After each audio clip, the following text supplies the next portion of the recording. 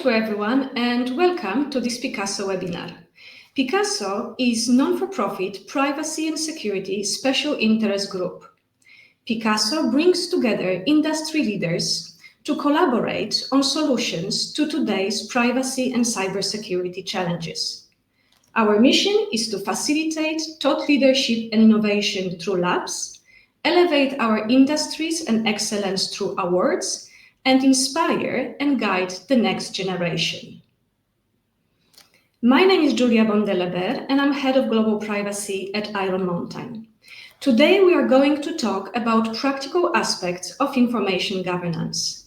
And the reason for that is that information governance is becoming increasingly important in this data and AI-driven world that we live in today. I'm very pleased to introduce our speakers, Hannah Laws, who is Regional Information Governance Leader at Iron Mountain, and Kirsten Mycroft, who is Chief Privacy and Data Ethics Officer at BNY. Both Hannah and Kirsten are experienced information governance, so I couldn't be more excited to have them here for this discussion. Hannah, let's start by setting a stage. A few months ago, Picasso issued a white paper titled Managing Risks and Unlocking Potential of Data Through Information Governance. As an author of this white paper, could you please give us a brief overview of what we can find there? Yes, thank you, Julia, of course. So the paper is really centered around three fundamental challenges facing most organizations today. So the exponential growth of data, the constantly changing regulatory landscape, and the adoption of new technologies. And it discusses how these have all contributed to the need for organizations to really prioritize data and information as a critical asset, and the need for strategic oversight and executive board level consideration and governance. And it also goes on to explore why and how information governance is key to navigating this ever-evolving and complex data landscape that organizations so that they can better prepare and be more resilient to the challenges and the future changes that, quite frankly, are just inevitable. And in addition, you'll also find some practical steps on how to get started with your own information governance strategy and maturity journey. Thank you, Hannah. And let's explore a little bit further. What are the key takeaways from the paper for those who are just getting started with information governance? Yeah, so for those who are really in those early stages, I advise to take a step back first and really start by defining what information governance means to your organization. Because in reality, it's likely that you won't be starting from, the ground level. You'll probably have some silos of good practice and some policies and perhaps some existing frameworks already in place, but there will be gaps and you will need to address these. So to make sure that you build the right information governance strategy for your organization, I recommend starting by reviewing your company objectives, its goals and its values, as well as understanding your legal or regulatory obligations that are relevant to your industry and the countries that you operate in. And then start to really consider what all of this means to your information and your data. So are you a company that is really innovative, a startup? Is that your main goal? Or perhaps you're in a more regulated industry with a lower risk appetite and you're compliance driven and really led by the scrutiny of the regulators. Perhaps your key focus is really around security. So that might be paramount to you and that might be what's really leading your objectives and your goals. So whatever it might be, whether it's a more innovative approach or more of a conservative approach, you really need to align your organization's goals, objectives with what that information and data means to you. So this will really set the precedents and the organizational culture, which is going to then drive the right behaviors. And it will also help you to identify the biggest areas of potential risk and where you need to focus your resources when you first start developing your strategy. And your IG strategy should really be holistic and collaborative. So it will require input from lots of stakeholders across your organization, including from your business areas, your group functions like legal, HR, IT, and finance, as well, of course, any specialist areas such as privacy and records management, data governance, and you'll need to get sponsorship at the executive level. So let's just start from the beginning. You might not have a really comprehensive understanding of this yet, so then that's fine. So you can start by completing maybe an information governance maturity assessment that is aligned to best practice to understand what your potential gaps are, your risks, and your areas of good practice that you already have in your organization, so you can leverage them. So your assessment really needs to be holistic and include things like reviewing your policy and your risk management framework, your corporate governance framework, your current operating model, your roles and responsibilities, training and awareness, and all of those things, as well as the obvious, how well your organization is managing the data and the information in line with your obligations.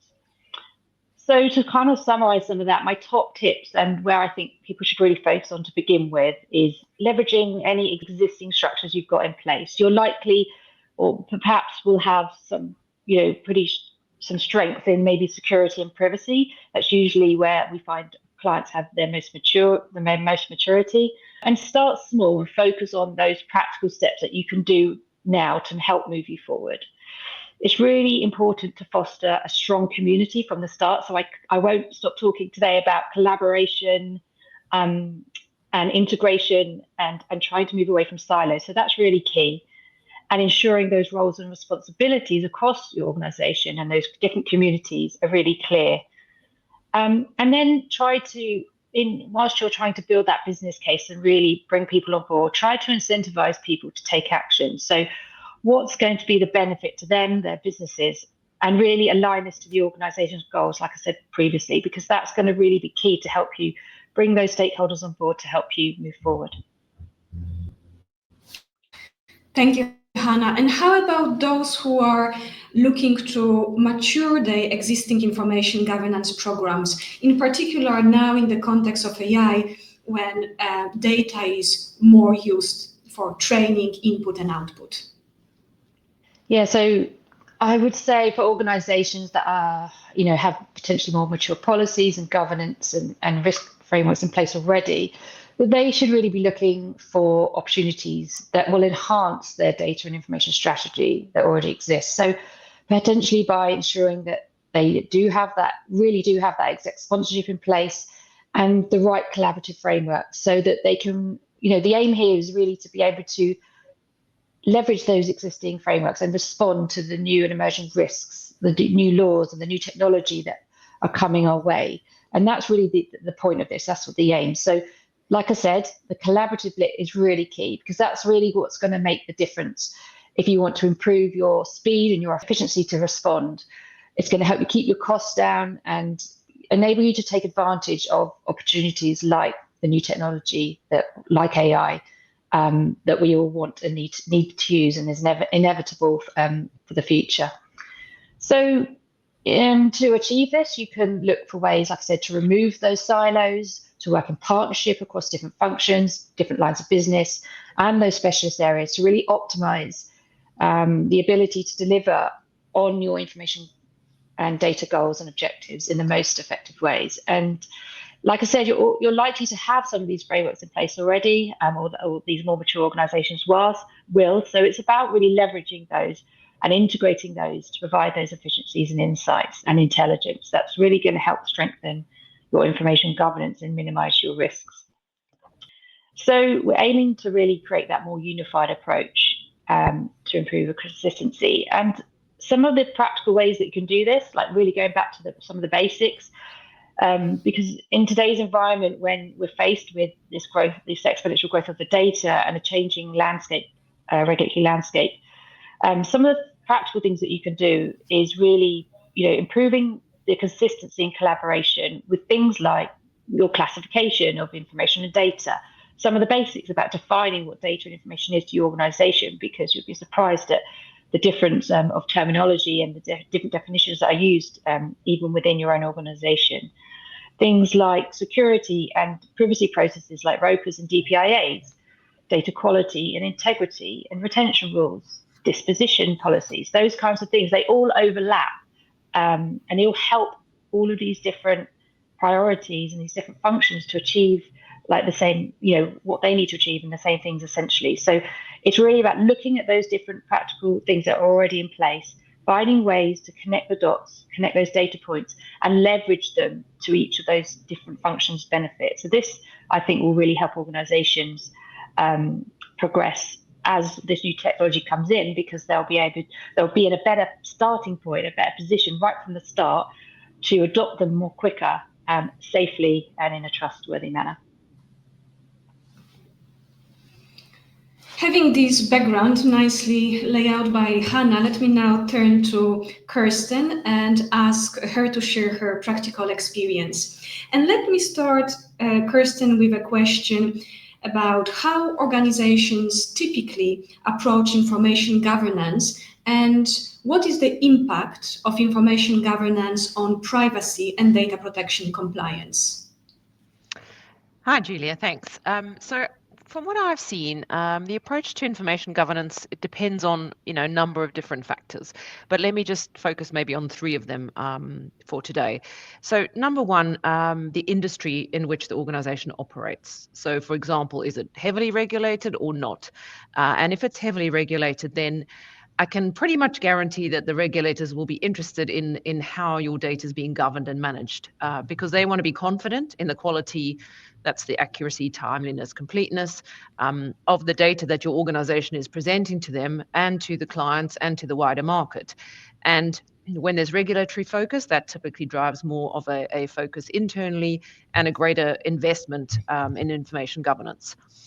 Then I think number 2, I would say the nature and the age of the organization and its technology. So for example, banks who've been around for many, many years are likely to have quite a complex tech infrastructure and application footprint that's likely been impacted by mergers, acquisitions, divestments over the years.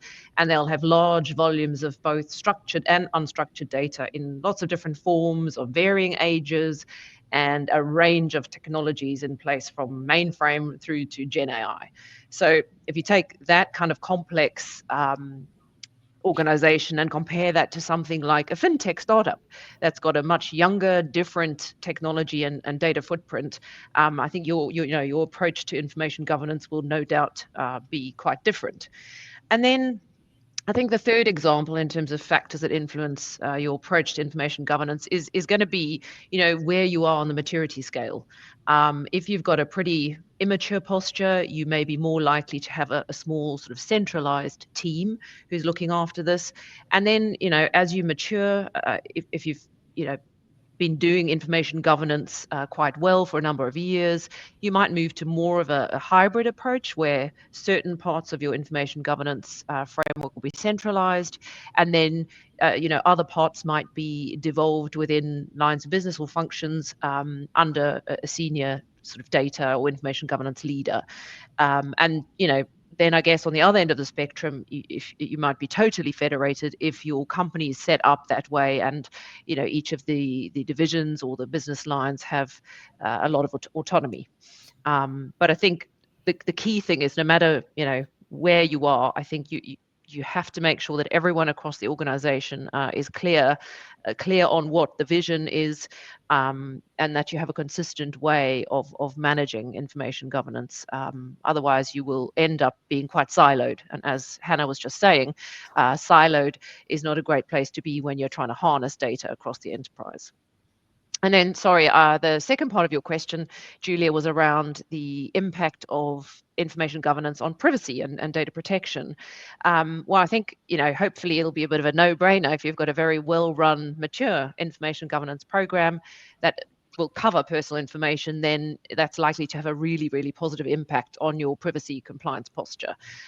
So for example, if as an organization you have an inventory of your data, where it is, you've got some great metadata that tells you, about that data. If you've got golden sources of data specifically designated with data quality wrappers around them, if you've got discipline around retention, archiving, and disposal, and if you've got great data literacy and awareness levels, those things are all going to have a really positive impact, as I say, on your privacy compliance position. And then, if we look at the cultural side of things, if you've already got a good culture of data governance by design, and quite good levels of data literacy across the organization, that's going to make it a whole lot easier to embed privacy by design. Because basically you're saying, we apply data governance by design, and then for this subset of data that happens to be personal information, here's some additional considerations you need to think about. And so it'll be easier to sort of hook that in. And then I think the last point I'd make is around regulatory change, right? We know that if you're in a heavily regulated industry, you are hit by continuous waves of regulatory change, and many of them have got data components, and all the privacy ones certainly do. But I think if you've got a really solid information governance framework and approach and operating model, you're going to have a great framework to land these new incoming requirements into, rather than have to start from scratch every time. So there we go. A few reflections from me. Very helpful insight. Thank you, Kirsten. And staying with you, could you please tell us a little bit more about key challenges that organizations face when managing and retaining data, and how you see organizations, or what you see in your own practice, how to address these key challenges? Sure. So I think, the most basic challenge of all is really knowing where all your data is across the enterprise, making sure that you have got, some sort of inventory of it, and then capturing enough metadata about that you can actually quickly search and find what you need across the enterprise. People always talk about the democratization of data and access to data, and if you have no way for people to find it and be able to put in their requirements and then understand where they go to get that data, that's a pretty big challenge to resolve. Then I think, prioritizing what data to bring under governance first. So if you're starting from an immature position, where do you start? Do you look at the data that drives your critical business services? Do you look at the data that you sending out the door to clients or to regulators? Do you look at, the personal data from a privacy lens? It can be quite tricky. So again, to Hannah's earlier point around collaboration, this needs to be a multifunctional approach, and it needs to have the right executive sponsorship to make those decisions, those risk appetite decisions, or risk-based approach decisions. And I think, we need to be realistic. If you're going to apply a robust data governance operating model, it's time and resource intensive. And if you don't have the sufficient levels of investment, you will struggle to do it the way you want to do it. So I think there's no getting away from that. I think records management and archiving is sometimes a challenge for many organizations, and a lot of it just comes down to that literacy piece as well. Do people understand why it's important to classify and label your data and specify whether it's a record or not? And if there's no way to sort of automate that, it is, again, quite a manual process, keeping on top of which records you have in your area, when their retention date is expiring, how you're going to delete it securely. So I think that's another common challenge that I've certainly seen across the years. And then I think the last one is more of a bit of a commercial point, which is, again, if you've got regulatory demands, you've got client demands, it's trying to achieve that balance between, being reactive and being proactive and making strategic improvements.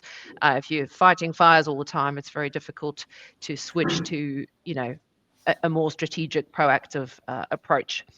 So those are some of the challenges, Julia. But I think, ways to address them is we obviously want to end on a more positive note.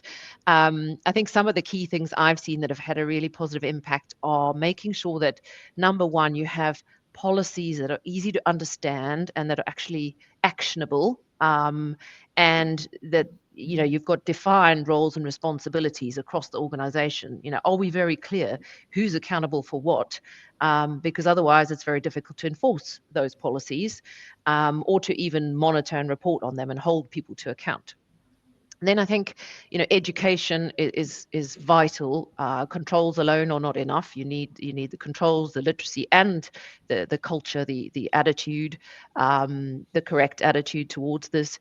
And so education plays a big part of that, to make sure you can uplift your information governance literacy levels and try and make it interesting and relevant. And I think now, in this age of AI, it's very easy to make that link, to say, if you've got great, high quality, well-governed data, then you're going to be able to harness that and then achieve some of the transformative capabilities that AI is promising us. What else would I say? I think the last thing I'd probably reference, or two more things I'll reference. One, automation and digitization of information governance controls. If you're trying to do this all manually across spreadsheets, it's very, very difficult.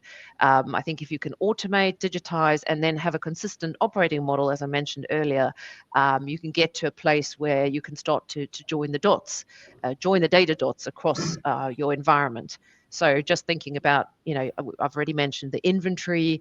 If you've got data lineage, you can then start to see, if you know the flows of data for your major processes, you'll be able to start saying, right, if I make a change at this point in the process, what are the upstream, downstream impacts of that? If you've got your authoritative data sources or master data sources, that's everyone can source from reliable, high quality sources, and you get consistency across the enterprise. If you're all using data, then technically when you add up all those different reports that come from that data, you should get to the same answer. Whereas if you've got different lines of business using data from different data sources, you will never be able to sort of have that auditable, repeatable approach there. And then last, I'd say using a maturity assessment can be very handy. So something like DCAM's data management capability assessment. It's useful to measure your progress over time and quickly be able to see, where have you got some gaps or clear needs for enhancement. So I think those are a couple of things I've seen that definitely help with addressing some of those challenges.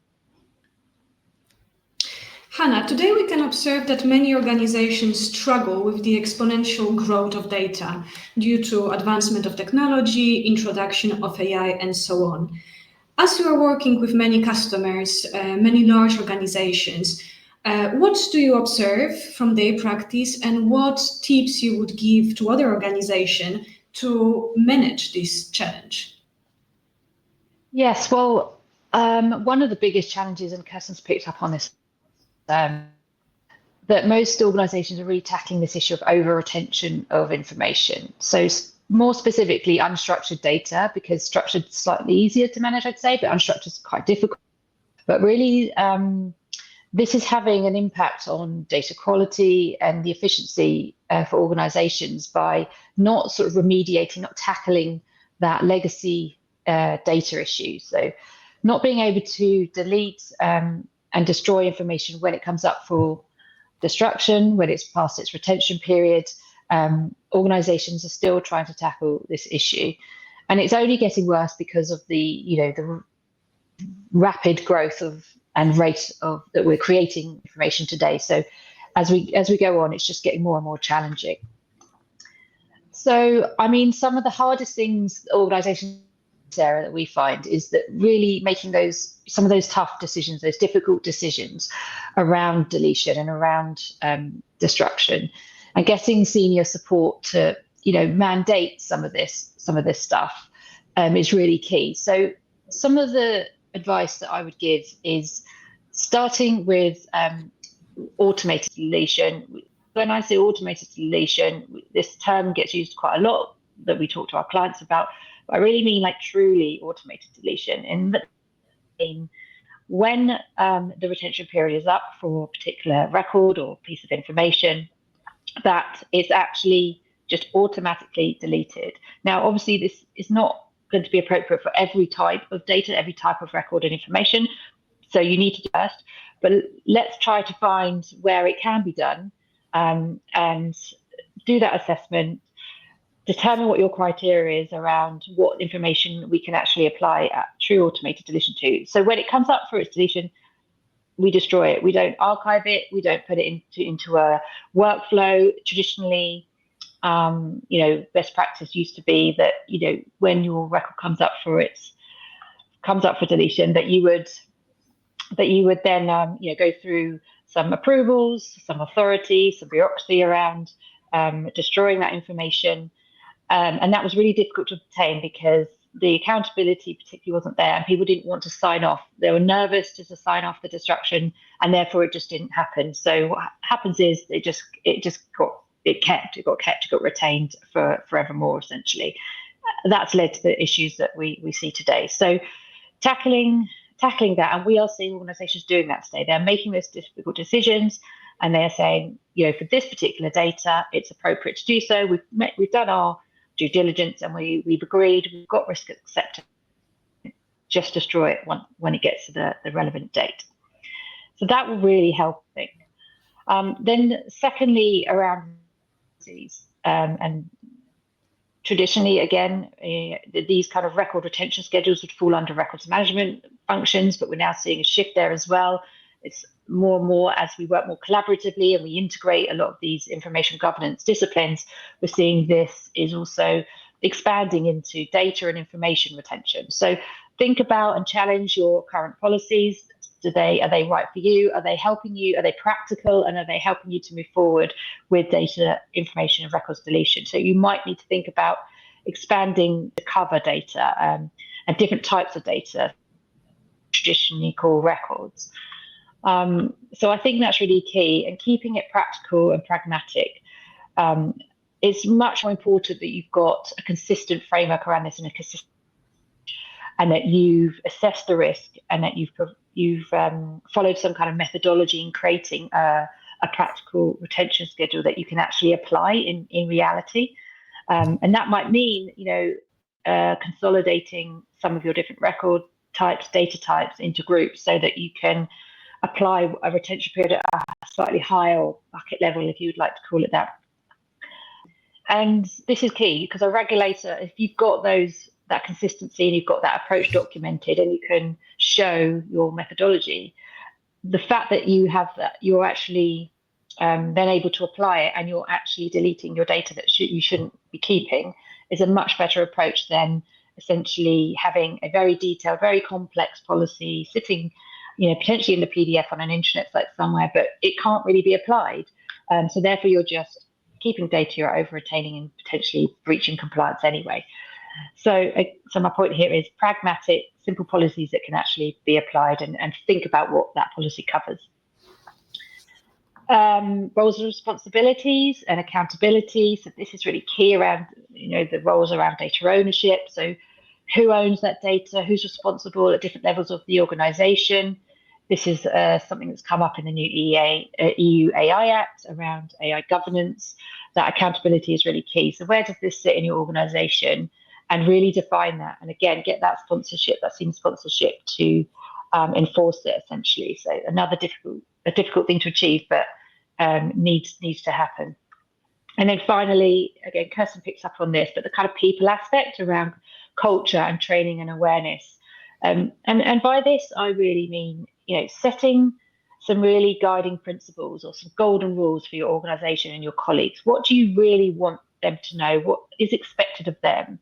And communicate this and be really clear on it. So when you've made those tough decisions about automatically deleting your data or making your policies more practical, tell your colleagues and tell them what's going to happen.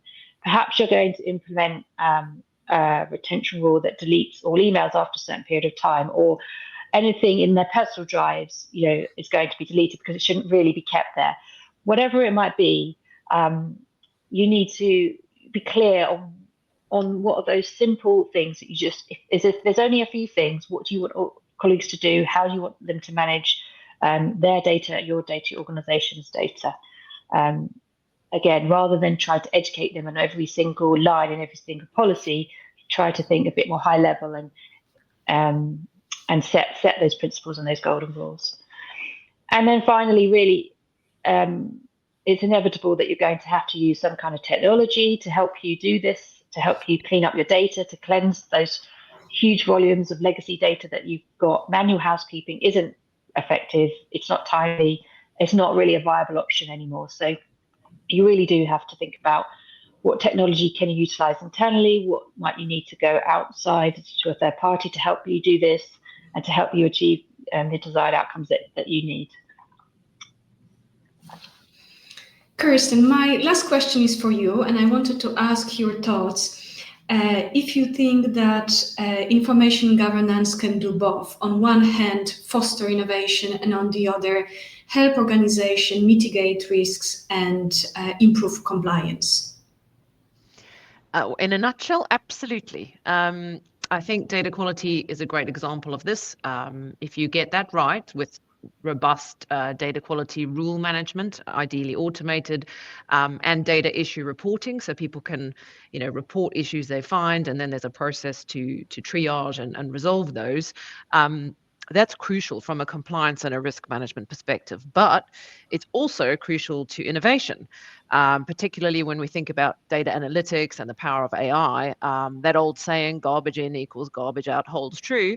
And I'd say the stakes are a lot higher in terms of bad outcomes from garbage data these days. But conversely, if we can use AI to harness well-governed, high-quality data, there's great potential to deliver on the transformative capabilities and insights that we can start to see with Gen AI and as I say, also just even data analytics. So yeah, there we go. I think that's my answer. Absolutely, it can do both. Excellent.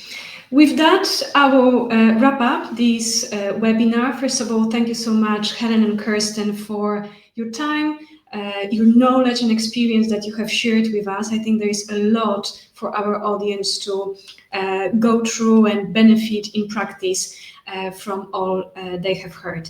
For those who would like to read Picasso paper on information governance, please download this white paper by using the QR code, which you can see on the screen, or you can also visit Picasso or Iron Mountain website. With that, thank you so much for your time and attention, and I welcome you to join our next Picasso webinars. Thank you.